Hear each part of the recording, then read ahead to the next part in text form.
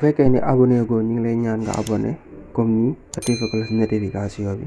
su ko defee vidéo bu dugal nga bokk ci ñi ko jot aimé vidéo bi ndax tamit danañ jàppale ci liggéey bi bu baax a baax.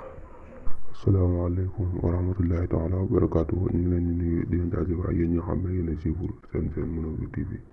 di la wax bu fekkee ni abonné goo ñu ngi lay ñaan nga abonné activé cloche notification bi su ko defee vidéo bu dugal nga bokk ci ñi ko jot bul fàtte aimé vidéo bi ndax tamit lu ci am njëriñ la.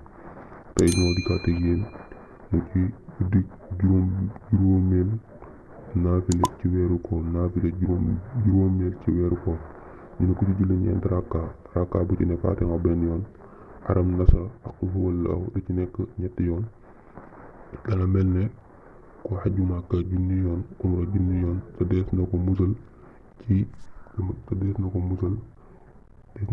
ci ñàkk te yàlla dana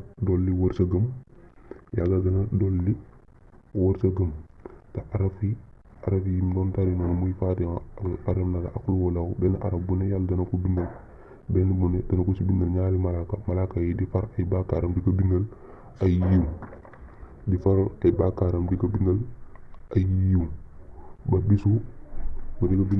yiw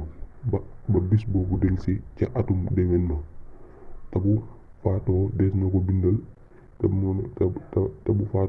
ko bindal tiyaaboy ku dee ci jihaad te dees na ko jéggal bàkkaaram yépp te dees na ko musal ci mettitu dee te dana am ngërëmal yàlla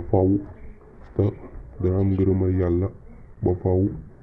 te bu faatoo dees na ko ubbil buntu àjjana ya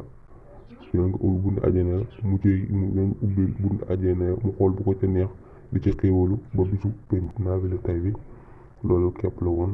faatiha benn yoon aram nasara ak qul huwallaahu lu ci nekk ñetti yoon ngeen liñ ci wax nag si bis boobu la nekk képp ku ko julli ñeent rakka rek la kon yemal ko vidéo bi ba beneen yoon asalaamaaleykum wa rahmatullahi taala wa barakaatuhu. bu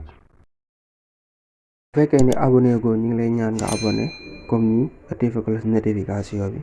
su ko defee vidéo bu dugal nga bokk ci ñi ko jot aimé vidéo bi ndax tamit danañ jàppale ci liggéey bi bu baax a baax.